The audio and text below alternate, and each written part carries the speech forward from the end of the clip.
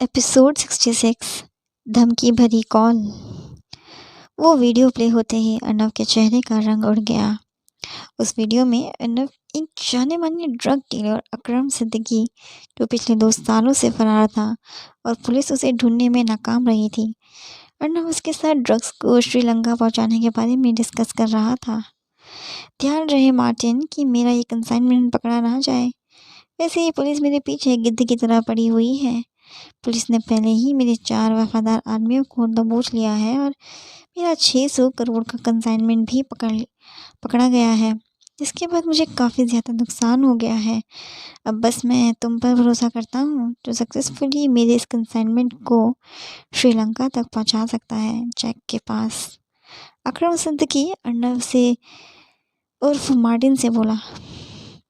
Drugs के business में involve होने के बाद अर्नव ने अपना नाम मार्टिन जेवियर रख लिया था, ताकि उसकी असली पहचान के बारे में कोई ना जान पाए।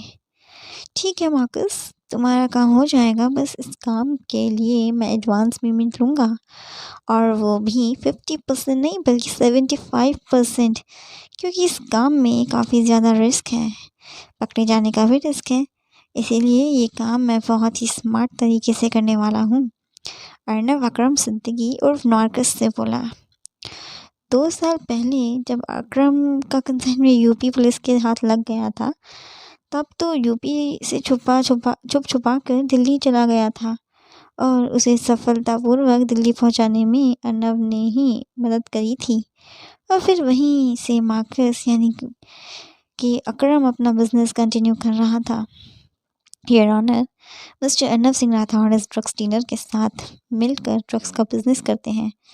ड्रग्स की दुनिया में इन्होंने अपनी असली पहचान को बदलकर अपना नाम मार्टिन जेवियर रख लिया था, ताकि कोई इन तक कभी ही पहुंच ना पाए। वीडियो पॉज होते ही आयशा ने कहना शुरू किया। Your honour, mister Arnav Singh Rathore ने ही तान्या सक्सेना को मोलिस्ट किया है, और इन सब में ये अकेले शामिल नहीं थे।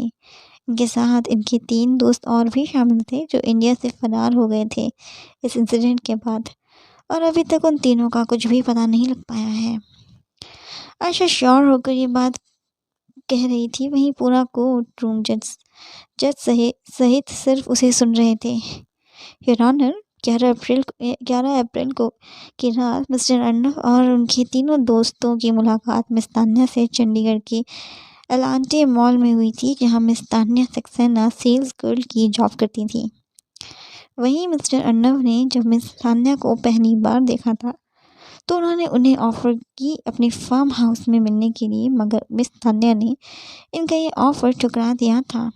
जिसके बाद मिस्टर अर्नव का ईगो बुरी तरह से हर्ट हो गया, और फिर मिस्टर अर्नव और उनके तीनों दोस्तों ने मिलकर मिस तान्या को किडनैप कर लिया 12 अप्रैल की शाम। आयशा ने एक शब्द जो अर्नव के लिए कहे थे, वे एकदम सच थे। अर्नव मन ही मन आयशा को गालियां दे रहा था। उसका मन तो कर रहा था कि वो अभी बीच अदालत में आयशा को गोलियों से भून दे, मगर अफसोस कि वो ऐसा कुछ भी नहीं कर सकता था। फिलहाल उसे जज के फैसले की चिंता थी। योर ऑनर, 12 अप्रैल की रात मिस्टर अर्नव और उनके तीनों दोस्त मिस तान्या को उनके फार्म हाउस लेकर गए और उसका रेप किया, जिसका सबूत इस कैसेट में है। ये कैसेट अर्नव सिंह राठौड़ के फार्म हाउस का है। इनफैक्ट मैं यहाँ उस फार्म हाउस के वॉचमैन गजेंद्र को भी पेश कर सकती हूँ गवाही देने के लिए। आयशा ने वो कैसेट भी आगे फॉरवर्ड कर दी।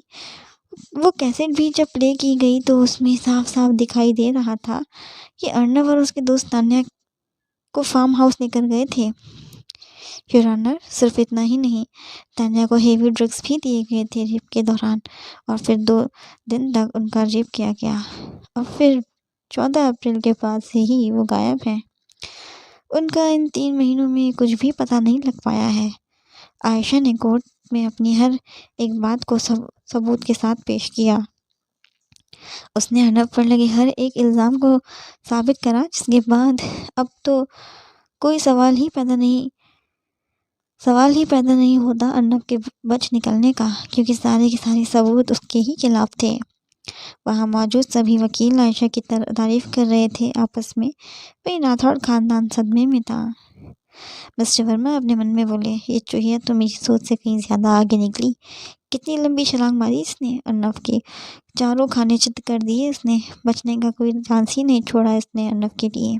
सारे सबूतों को मद्देनजर रखते हुए अदालत इस नतीजे में पहुंची है कि अर्नव सिंह राठौड़ पर लगे हर एक इल्ज़ाम सच है। इसीलिए section 375, 376 for rapping a girl and section 276 for drugs dealing and supply, इसके चलते मिस्टर अर्नव सिंह राठौड़ को 14 साल की सज़ा सुनाई जाती है और साथ में 2 लाख रुपए जुर्माना भरना होगा।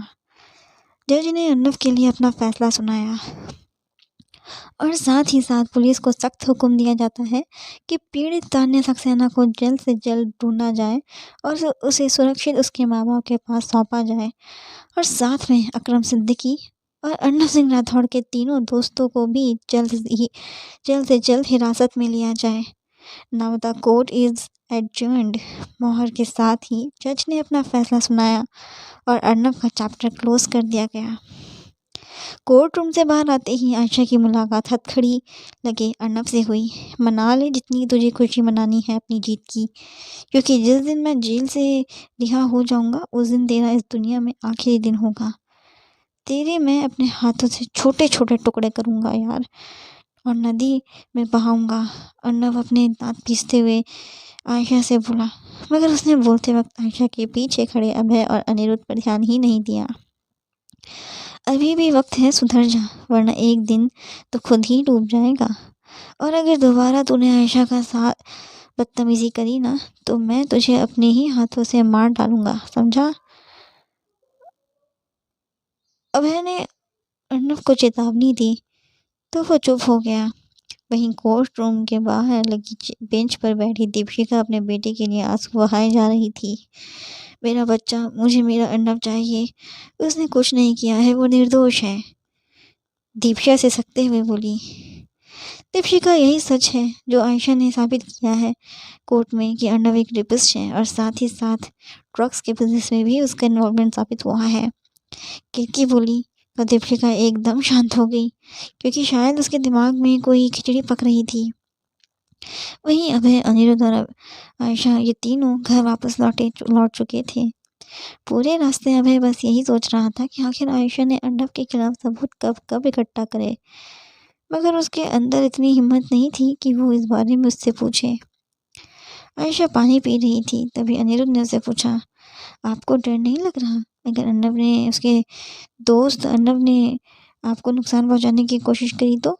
हम भी आपका साथ हर वक्त अवेलेबल नहीं रहेंगे आपको बचाने के लिए। आयशा ने पानी का ग्लास टेबल पर रखा और अर्नव को उसके सवाल का जवाब दिया। आयशा सिंह बेदी एक चलती फिरती आग है, कोई पागल ही होगा जो आग के साथ छेड़छाड़ करेगा, अपने हाथ थोड़ी ना चलाने होंगे किसी को। बात भी सही है, आज तो वाकई में आपने अर्नव के भ्रम को आग लगा दी। उसे हमेशा से यही लगता था कि कोई भी उसका बाल भी बांका नहीं कर सकता, मगर आपने कर दिखाया। ये तारीफ़ तो मैं भी करना चाहूँगा आपकी कि आप वाकई में ब्यूटी विद ब्रेन हैं। अनिरुद्ध का अपने लिए कॉम्प्लीमेंट सुनकर आयशा के होठों पर एक शातिर और प्राउड स्माइल आ गई और साथ में अभय की भी। आखिर बीवी किसी है?